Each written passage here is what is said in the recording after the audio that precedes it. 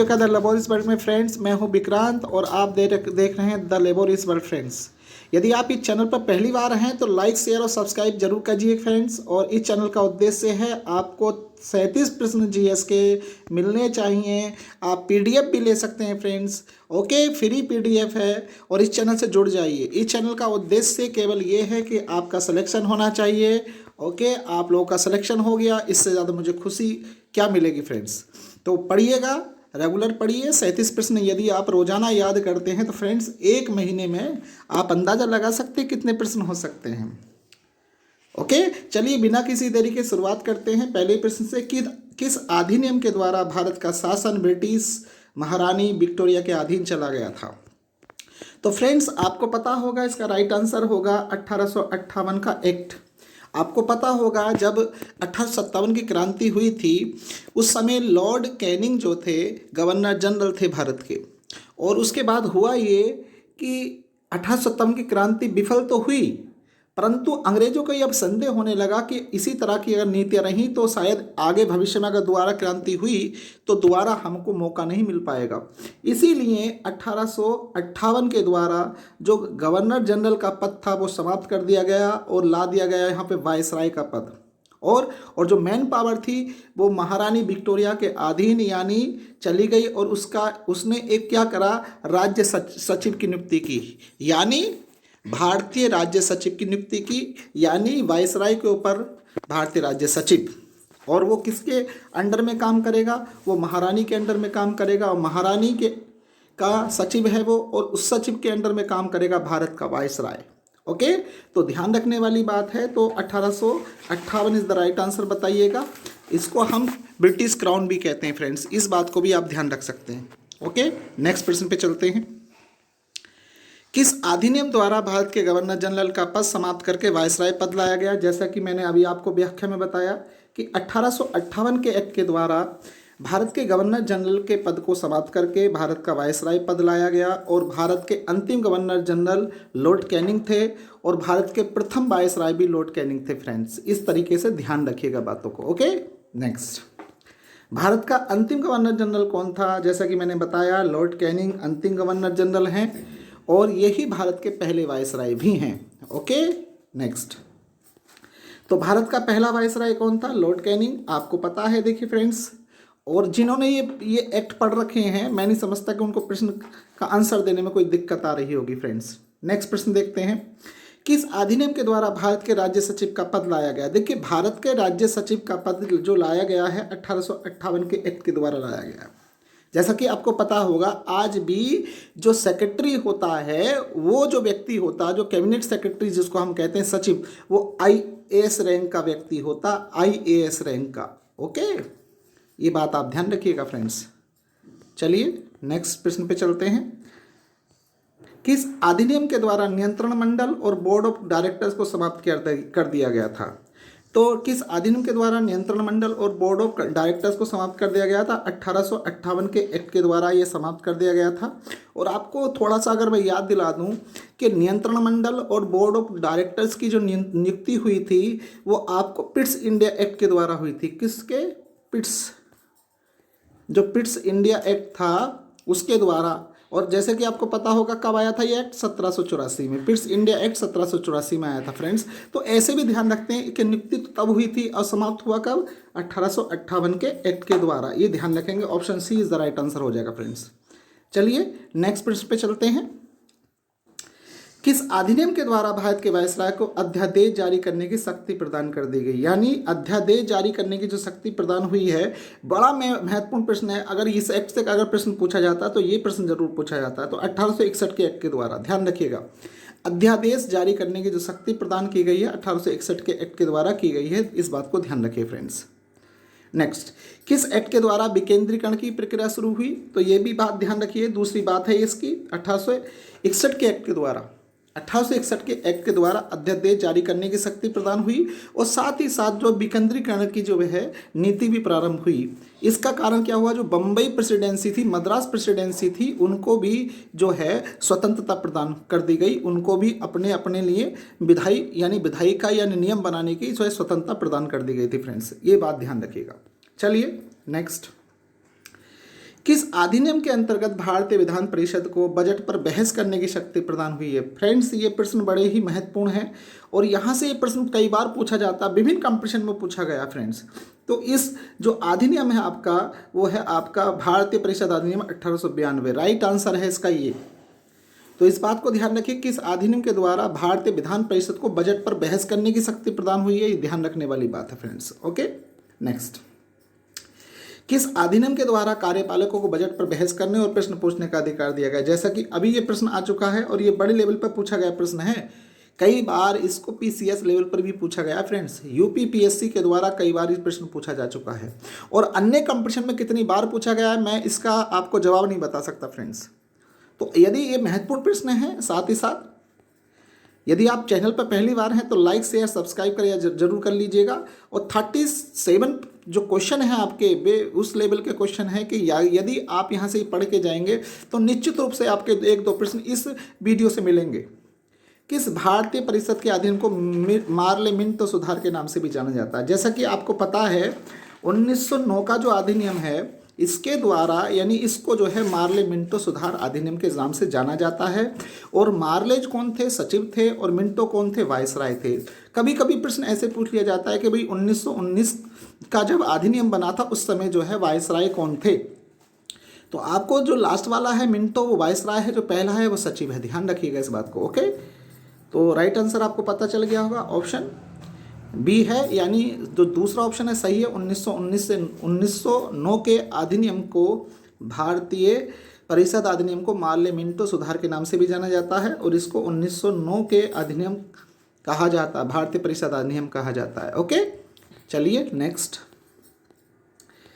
किस अधिनियम द्वारा पृथक निर्वाचन के आधार पर मुस्लिमों के लिए सांप्रदायिक प्रतिनिधित्व का प्रावधान किया गया? पहली बार जो है पृथक निर्वाचन के आधार पर, यानी पृथक निर्वाचन जो शुरुआत हुई है वो 1919 के भारतीय परिषद अधिनियम के द्वारा हुई है। इसके द्वारा मुसलमानों को पहली बार जो है पृथक निर्वाचन, यानी जो मुस्लिम भाई हैं उनके लिए किया गया था फ्रेंड्स। ओके, तो ध्यान रखने वाली बातें हैं, ये प्रश्न कई बार पूछा गया। यहाँ से अगर प्रश्न आता तो ये ज़रूर आता फ्रेंड्स। नेक्स्ट, मार्ले मिंटो सुधार अधिनियम किस वर्ष आया? तो ध्यान रखिए 1909 में आया है, बिल्कुल राइट आंसर है फ्रेंड्स। किस भारतीय अधिनियम के द्वारा प्रांतों में दोहरी शासन व्यवस्था, जिसे हम द्वैध शासन कहते हैं, क्या कहते हैं फ्रेंड? द्वैध शासन। तो दोहरी शासन व्यवस्था जो हुई है वो 1919 के अधिनियम के द्वारा हुई है फ्रेंड्स, ये बात आप ध्यान रखिएगा। यानी भारतीय प्रांतों में जो राज्य थे उसके अंदर दोहरी शासन व्यवस्था, डबल गवर्नमेंट जो स्थापित हुई है वो 1919 के अधिनियम के द्वारा हुई है। Okay friends, next. किस भारतीय शासन अधिनियम के द्वारा प्रत्यक्ष चुनाव प्रणाली, यानी प्रत्यक्ष चुनाव प्रणाली अपनाई गई? तो ये भी सब सही जवाब आपका होगा 1919 के एक्ट के द्वारा, जो आपका जो है डायरेक्ट इलेक्शन सिस्टम के द्वारा ये सब होता था। तो 1919 का एक्ट है, ये ध्यान रखेंगे इस बात को। नेक्स्ट क्वेश्चन देखिए, किस भारत शासन अधिनियम को मॉन्टेग्यू चेम्सफोर्ड सुधार अधिनियम के नाम से भी जाना जाता है? जब मॉन्टेग्यू चेम्सफोर्ड अधिनियम की बात आएगी तो आपको ध्यान रखना है 1919 का अधिनियम। 1919 के अधिनियम को मॉन्टेग्यू चेम्सफोर्ड सुधार अधिनियम के नाम से जाना जाता है। मॉन्टेग्यू क्या थे मैंने बताया होगा कि जो पहले लिखा है वो सचिव का नाम है, जो बाद में लिखा है वो वायसराय का नाम है। ओके, सचिव जो है वायसराय से बड़ा होता था और जो वायसराय होता था उससे नीचे पायदान पे आता था। कारण क्या था कि जो महारानी विक्टोरिया थी, ओके, महारानी विक्टोरिया का जो खास आदमी था वो कौन था? सचिव। और सचिव किससे रिपोर्ट तलब करता था? वायसराय से। ओके, तो वायसराय और महारानी के बीच में जो बिचौलिए का काम करते थे वो कौन थे? तो होते राज्य सचिव। ओके, तो राज्य सचिव बनना या कैबिनेट सचिव बनना बहुत बड़ी बात होती है। आईएएस की सबसे बड़ी पोस्ट जो है आज भी कैबिनेट सेक्रेटरी है। आईएएस बनना बड़ी बात नहीं है, लेकिन अगर आप आईएएस बन जाते हैं तो आईएएस का जो सबसे बड़ी पोस्ट है वो कैबिनेट सेक्रेटरी ही होती है फ्रेंड्स। ओके, चलिए ध्यान रखेंगे इस बात को। तो मेरी बात समझ गए होंगे आप लोग कि मॉन्टेग्यू चेम्सफोर्ड अधिनियम किसको कहा जाता है? 1919 के अधिनियम को। Okay, next. किस अधिनियम के सांप्रदायिक आधार पर निर्वाचन प्रणाली का विस्तार करते हुए इसमें सिखों, ईसाइयों, अंग्ल भारतीयों को भी अधिकार दे दिया गया? तो ध्यान रखेंगे आप 1919 के अधिनियम को। ओके, आपने जैसे पता होगा कि 1909 के अधिनियम के द्वारा केवल मुसलमानों को जो है मताधिकार दिया गया था, निर्वाचन का अधिकार दिया गया था, लेकिन 1919 के द्वारा क्या हुआ, इसमें विस्तार कर दिया। इसमें सिखों को, ईसाइयों को, अंगल भारतीयों को, सबको ये मताधिकार दे दिया गया, क्योंकि अंग्रेज भारत में क्या करना चाहते थे, यानी फूट डालो शासन करो, डिवाइड एंड रूल चाहते थे वो, उन्होंने वैसा कर दिया। नेक्स्ट, लोक सेवा आयोग की स्थापना किस अधिनियम के द्वारा हुई है? तो आपको ध्यान ये रखना है फ्रेंड्स, जो लोक सेवा आयोग है जिसे हम यूपीएससी कहते हैं, उसकी जो स्थापना हुई है, ओके, 1919 के अधिनियम के द्वारा हुई है। ओके, ये बात आप ध्यान रखिए फ्रेंड्स, बहुत महत्वपूर्ण प्रश्न है ये। प्रश्न जो है, ये प्रश्न की क्वालिटी ये बता देगी आपको कि बड़े बड़े लेवल पर प्रश्न पूछे गए फ्रेंड्स। तो यदि आप तैयारी कर रहे हैं, सीरियस कैंडिडेट हैं और पुलिस में लेना चाहते हैं वर्दी, तो जुड़ जाइए इस चैनल से। और इस चैनल का लक्ष्य है कि आपको 37+ प्रश्न जो हैं आपके 37 के 37 प्रश्न आपके सही होने चाहिए। उसका इस चैनल का उद्देश्य भी, और उस चैनल का मेन उद्देश्य सिर्फ ये है कि वर्दी आपको मिलनी चाहिए। ओके, मेरा संकल्प, वर्दी आपके कंधों पर सजनी चाहिए। सभी भाइयों बहनों जो जुड़े हुए हैं वो शेयर करें, लाइक करें, कमेंट्स करें और मुझे बताएं फ्रेंड्स। यदि आपको पीडीएफ चाहिए तो आप पीडीएफ के लिए भी आप कमेंट्स करके बता सकते हैं, आप फ्री में पीडीएफ ले सकते हैं। ओके, जुड़िए तो सही और मेहनत कीजिए। किस अधिनियम के द्वारा प्रांतों में द्वैध शासन समाप्त करके केंद्र में लागू किया गया? तो केंद्र में जब लागू किया गया और प्रांतों से समाप्त कर दिया, तो ये आंसर होगा 1935। 1935 का जो अधिनियम है, इसके बारे में आपको ध्यान रखना है फ्रेंड्स। चलिए, किस अधिनियम के द्वारा रिजर्व बैंक की स्थापना की गई? तो रिजर्व बैंक की स्थापना जैसे कि आपको पता है, ओके, 1935 के अधिनियम के द्वारा ही हुई है। ओके, नेक्स्ट, किस अधिनियम के द्वारा संघीय न्यायालय की स्थापना की गई है? तो संघीय न्यायालय की स्थापना जो हुई है 1935 के अधिनियम के द्वारा हुई है, लेकिन ये ध्यान रखना सन अलग है, सन जो है संघीय न्यायालय की 1937 है। चलिए, भारत का संघीय न्यायालय किस वर्ष स्थापित किया गया? तो 1937 आपको ध्यान रखिए, प्रश्न के रूप में पूछा गया है। चलिए, भारतीय विधान पालिका प्रथम बार द्विसदनीय बनाई गई। पहली बार द्विसदनीय व्यवस्था की जो स्थापना की गई है, आपको पता होगा 1919 के एक्ट के द्वारा की गई थी प्रांतों के अंदर, और बाद में क्या प्रांतों से समाप्त करके केंद्र में जब लाई गई तो 1935 का अधिनियम बताइएगा। ओके, मतलब चीज़ों को समझिए। और 1892 के अधिनियम के द्वारा आपको पता ही है, बजट पर बहस करने वाली बात है। और 1909 के अधिनियम के द्वारा पता ही है आपको कि पृथक निर्वाचक मंडल के द्वारा जो मुस्लिम सांप्रदायिक ताक की बात जब करी गई थी, तो ये पहला, इसे पार्लियामेंट सुधार भी कहते हैं। तो अगर आप समझते हैं चीज़ों को, मैं नहीं समझता कि आप प्रश्न सही से ना दे पाएँ, उसके आंसर्स ना कर पाएँ, तो आपको सिर्फ करना ये है फ्रेंड्स, ध्यान से सुनिए। सुनने के बाद आप इस पीडीएफ को हल भी कर सकते हैं और आप ये पीडीएफ ले भी सकते हैं। चलिए, एक संघीय व्यवस्था और केंद्र में द्वैध शासन व्यवस्था भारत में लागू किया गया। एक संघीय व्यवस्था और केंद्र में द्वैध शासन व्यवस्था, संघीय व्यवस्था और केंद्र में द्वैध शासन, केंद्र के अंदर द्वैध शासन जो लागू किया गया है, ये ध्यान रखना 1935, और प्रांतों में जब लागू किया गया था 1919, और प्रांतों से समाप्त करके ला दिया कहाँ? केंद्र में। ओके, तो ध्यान रखने वाली बात है फ्रेंड्स। नेक्स्ट, किस अधिनियम के फलस्वरूप बर्मा भारत से अलग हुआ था? तो किस अधिनियम के फलस्वरूप बर्मा भारत से अलग हुआ था? तो ध्यान रखेंगे 1935 के अधिनियम के द्वारा ही बर्मा को भारत से अलग हुआ था, यानी बर्मा जो है जिसे म्यांमार कहते हैं, वे भारत से 1935 के अधिनियम के द्वारा ही अलग हुआ था। ओके, चलिए, भारतीय स्वतंत्रता अधिनियम 1937 के द्वारा, ये ऑप्शन दे रखे हैं, तो आपका सही जवाब आपको मिल गया होगा कि जो बर्मा वो हुआ है अलग, वो 1935 के अधिनियम के द्वारा हुआ है। ओके, नेक्स्ट, 1935 का गवर्नमेंट ऑफ इंडिया एक्ट क्यों महत्वपूर्ण है? इसके द्वारा भारत को स्वतंत्रता मिली है, ये भारतीय संविधान का प्रमुख स्रोत है, इसमें भारत का विभाजन का वर्णन है, इसके द्वारा रियासतें समाप्त हुई हैं। तो आपको फ्रेंड्स पता होगा, ये भारतीय संविधान का प्रमुख स्रोत है। आपको बता दूं, जब आपके देश का संविधान नहीं बना था, उससे पहले तक भारतीय शासन इसी अधिनियम के द्वारा चलाया जाता था। तो सर्वाधिक प्रभाव जो है भारतीय संविधान पर जिस अधिनियम का है वो 1935 है। कभी कभी पूछ लिया जाता है कि सर्वाधिक प्रभाव भारतीय संविधान पर किस अधिनियम का है, तो आपको एक ही जवाब बताना, 1935। और भारतीय संविधान का प्रमुख स्रोत भी ये है। क्यों है ऐसा? क्योंकि जब आपका संविधान नहीं बना था उससे पहले तक जो है, जो आपका पूरा शासन चलता था, पूरी सरकार चलती थी, वो 1935 के अधिनियम के द्वारा ही चलती थी फ्रेंड्स। तो या आप याद रख सकते हैं, समझ सकते हैं चीज़ों को। ओके, नेक्स्ट आगे चलते हैं। किस अधिनियम का भारतीय संविधान पर सर्वाधिक प्रभाव है? आप आंसर बता सकते हैं। समझ गए होंगे मेरी बात को तो आंसर क्लिक कर सकते हैं यदि सुन रहे हैं तो। भारतीय शासन अधिनियम 1935, तो राइट आंसर आपका यही होगा। मैं नहीं समझता कि अभी भी सुनने की जरूरत पड़ेगी। तो 1935 के अधिनियम के द्वारा ये हुआ था फ्रेंड्स, ये ध्यान रखेंगे। Okay, next. भारतीय परिषद अधिनियम 1919 के समय कौन वायसराय थे? तो देखिए 1919 के समय जो वायसराय थे, आपको मैंने एक चीज़ बताई थी कि 1919 में एक अधिनियम आया था, मॉन्टेग्यू चेम्सफोर्ड। तो मॉन्टेग्यू क्या थे? सचिव, और चेम्सफोर्ड क्या थे? वायसराय। और प्रश्न में क्या पूछा गया? वायसराय। तो राइट आंसर क्या होगा? चेम्सफोर्ड।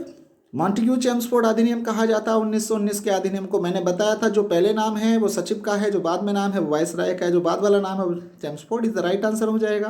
क्लियर हो गई मेरी बात? नेक्स्ट। जलियांवाला हत्याकांड के समय भारत का वायसराय कौन था? जो जलियांवाला हत्याकांड हुआ था आपको पता होगा 13 अप्रैल 1919 को, यानी 13 अप्रैल 1919 को जलियांवाला एपिसोड हुआ था। और उस समय जो भारत का वायसराय था कौन था? लॉर्ड चेम्सफोर्ड था फ्रेंड्स। ध्यान रखने वाली बातें होती हैं, यदि आप ध्यान रखेंगे। लॉर्ड कर्जन, बंगाल विभाजन हुआ इनके समय की बात है। ओके, लॉर्ड कर्जन का मतलब आप समझिए, बंगाल विभाजन की बात करेंगे तो लॉर्ड कर्जन का नाम आना चाहिए। और बंगाल विभाजन कब हुआ है? 1905 में। कब हुआ है? 1905 में। ओके, बंगाल विभाजन कब हुआ? 1905। किसने किया? लॉर्ड कर्जन ने। ओके, ध्यान रखेंगे। नेक्स्ट। और लॉर्ड रिपन की अगर बात करना चाहें, समझना चाहें लॉर्ड रिपन के बारे में, तो लॉर्ड रिपन एक बहुत महत्वपूर्ण, आप ये समझिए कि लॉर्ड रिपन ने भारत के अंदर प्रथम फैक्ट्री अधिनियम इसी व्यक्ति ने लाया था। इसी व्यक्ति के द्वारा आपने 1881 में फर्स्ट फैक्ट्री एक्ट आया था 1881 में। लॉर्ड रिपन के शासनकाल की बात कर रहा हूँ। ये व्यक्ति उस समय के भारतीय लोगों के लिए भगवान साबित था, क्योंकि इसने फैक्ट्रियों के लिए नियम बनाए थे। ओके, और इसी के शासनकाल में नियमित जनगणना भी हुई है। लॉर्ड रिपन के शासनकाल में नियमित जनगणना हुई है 1881 से, और पहली बार जनगणना हुई है 1872 में। आप ये भी अलग से याद रख सकते हैं, पहली बार जनगणना 1872। और जो गवर्नर थे या वायसराय थे कौन थे? लॉर्ड मियो। तो लॉर्ड मियो के शासनकाल में 1872 में पहली बार जनगणना की बात करेंगे। और जब बात करेंगे नियमित जनगणना की तो लॉर्ड रिपन का शासनकाल आएगा 1881। और जनगणना प्रत्येक 10 वर्ष बाद होती है, आपको पता होना चाहिए। ओके, नेक्स्ट चलिए।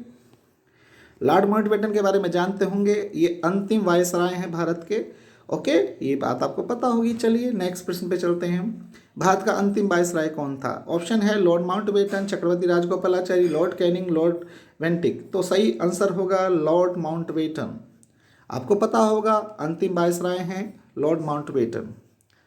Okay, next. भारत का पहला और अंतिम भारतीय गवर्नर जनरल, आप भारत का पहला और अंतिम भारतीय गवर्नर जनरल या वायसराय भी कह सकते हैं आप, लेकिन यहाँ पर वायसराय कहना ज़्यादा उचित होता, लेकिन गवर्नर जनरल बहुत बार प्रश्नों में पूछा जाता है। लेकिन ध्यान रखना है भारत का पहला भी है और अंतिम भारतीय गवर्नर जनरल भी है, तो ये ध्यान रखेंगे फ्रेंड्स। तो चक्रवर्ती राजगोपालाचारी जो हैं ये पहले और अंतिम गवर्नर जनरल हैं इंडिया के। ओके, ये बात आपको ध्यान रखिएगा फ्रेंड्स। नेक्स्ट, सबसे पहला लिखित संविधान किस देश का है? अगर लिखित संविधान की बात आएगी तो सबसे पहला लिखित संविधान है अमेरिका का। ओके, सबसे पहले लिखित संविधानों की अगर बात आए दुनिया के अंदर तो लिखित संविधान संयुक्त राज्य अमेरिका का है सबसे पहले, इस बात को आप ध्यान रखेंगे। और सर्वाधिक अनुच्छेद वाला जो संविधान है, सबसे ज़्यादा अनुच्छेद, सबसे बड़ा संविधान हमारे देश का है फ्रेंड्स, ये ध्यान रखेंगे आप। 470 से भी अधिक अनुच्छेद हैं वर्तमान में, अगर हम देखें तो निरंतर इसकी संख्या बढ़ रही है। Okay, next. अलिखित संविधान किस देश का है? पता होना चाहिए आपको, ब्रिटेन का होगा। अलिखित संविधान ब्रिटेन का है। Okay, next. भारतीय स्वतंत्रता अधिनियम कब पारित किया गया? तो ये ध्यान रखना है कि भारतीय स्वतंत्रता अधिनियम कब पारित किया गया? तो 4 जुलाई 1947 को ये पारित किया गया था। ओके, आपको पता होगा 4 जुलाई 1947 को भारतीय स्वतंत्रता अधिनियम पारित किया गया। इसके बाद हुआ ये कि 15 अगस्त 1947 को आपका देश भारत जो है स्वतंत्रता मिली और 14 अगस्त 1947 को पाकिस्तान एक अलग देश बन गया और 15 अगस्त 1947 को भारत एक अलग देश बन गया। ओके, इस तरीके से भी आप ध्यान रख सकते हैं फ्रेंड्स। चलिए, लेकिन प्रश्न क्या कर रहा है? भारतीय स्वतंत्रता अधिनियम कब पारित किया? 4 जुलाई 1947 राइट आंसर होगा फ्रेंड्स। नेक्स्ट प्रश्न पे चलते हैं। भारतीय संविधान बनने से पहले किस अधिनियम के द्वारा भारत का शासन चलता था? देखिए, जो बात मैंने आपको बताई थी वहाँ पे प्रश्न के रूप में आ चुकी है और ये प्रश्न आता है कई बार। तो जब भारतीय संविधान बनने से पहले किस अधिनियम के द्वारा भारत का शासन चलता था, तो आपको ध्यान रखना है 1935 के अधिनियम के द्वारा ऐसा चलता रहता था फ्रेंड्स, ये ध्यान रखिएगा। ईस्ट इंडिया कंपनी की स्थापना के समय इंग्लैंड की महारानी कौन थी? जब ईस्ट इंडिया कंपनी की स्थापना हुई थी 1600 में। ओके, तो उस समय इंग्लैंड की महारानी कौन थी ये बताना है प्रश्न। ओके फ्रेंड्स, क्या बताना है? ये बताना है आपको। तो आपको ध्यान होगा कि महारानी एलिजाबेथ थी उस समय और ये सन थी 1600। ओके, और ये विलियम शेक्सपियर, इंग्लैंड के अंदर विलियम शेक्सपियर का दौर था उस समय। ओके, विलियम शेक्सपियर का उस समय दौर था। महारानी एलिजाबेथ, विलियम शेक्सपियर। अगर हम भारत की बात करें तो कालिदास को भारतीय शेक्सपियर कहा जाता है, भारत का शेक्सपियर कालिदास को कहा जाता है। जो स्थान अंग्रेजी साहित्य में विलियम शेक्सपियर का है वही स्थान हिंदी साहित्य के अंदर जो है कालिदास का है फ्रेंड्स। ओके, तो इस बात को ध्यान रखेंगे फ्रेंड्स। महारानी विक्टोरिया, जैसा कि आपको पता होगा, महारानी विक्टोरिया 1858 में इनके हाथों में चला गया था शासन। जब 1857 की क्रांति हुई थी उसके बाद महारानी विक्टोरिया के हाथों में शासन यानी क्राउन के हाथों में चला गया था। और मार्गरेट थैचर जो थी इंग्लैंड की पहली महिला प्रधानमंत्री थी। पहली महिला प्रधानमंत्री, इंग्लैंड की पहली महिला प्रधानमंत्री मार्गरेट थैचर। जैसे भारत की प्रथम महिला प्रधानमंत्री कौन थी? श्रीमती इंदिरा गांधी। उसी प्रकार इंग्लैंड की पहली महिला प्रधानमंत्री मार्गरेट थैचर थी। इस बात को भी आप ध्यान रख सकते हैं। नेक्स्ट, किस अधिनियम के द्वारा 15 अगस्त 1947 को ब्रिटिश दासता से मुक्त हुआ? तो आपको पता होगा भारतीय स्वतंत्रता अधिनियम 1947 के द्वारा भारत जो है ब्रिटिश दासता से मुक्त हो गया। 15 अगस्त 1947 को भारत को स्वतंत्रता मिली और हम स्वतंत्र हो गए। ओके फ्रेंड्स, तो कितना लंबा जो है भारतीय लोगों ने, भारतीय महापुरुषों ने संघर्ष किया है, उसके बाद सफलता मिली है फ्रेंड्स। ओके, अगर आप इस चैनल पर पहली बार हैं तो लाइक, शेयर और सब्सक्राइब करना बिल्कुल मत भूलिए। ये 40 से ज़्यादा प्रश्न हो गए होंगे फ्रेंड्स आपके, और 37 प्रश्न आपके आएंगे यदि आप उत्तर प्रदेश पुलिस की तैयारी कर रहे हैं, यूपी बीएड की तैयारी कर रहे हैं या किसी भी कंपटीशन की तैयारी कर रहे हैं। फ्रेंड्स, प्रश्न बदलते नहीं हैं, चीज़ें तो वही हैं, लेकिन हम याद नहीं करते, हमारे याद नहीं रहता। तो हमेशा ध्यान रखिए, किसी भी किताब को 10 बार पढ़ने की आदत डाल लीजिए। 10 किताबों से नहीं बल्कि एक किताब को 10 बार पढ़िए। ओके, नेक्स्ट, तो like, share and subscribe my channel, और नेक्स्ट वीडियो में मिलूंगा फ्रेंड्स। तब तक के लिए धन्यवाद, जय हिंद, और शेयर जरूर करिए फ्रेंड्स। ओके, शेयर जरूर करिए और सब्सक्राइबर मेरे बढ़ाइए फ्रेंड्स।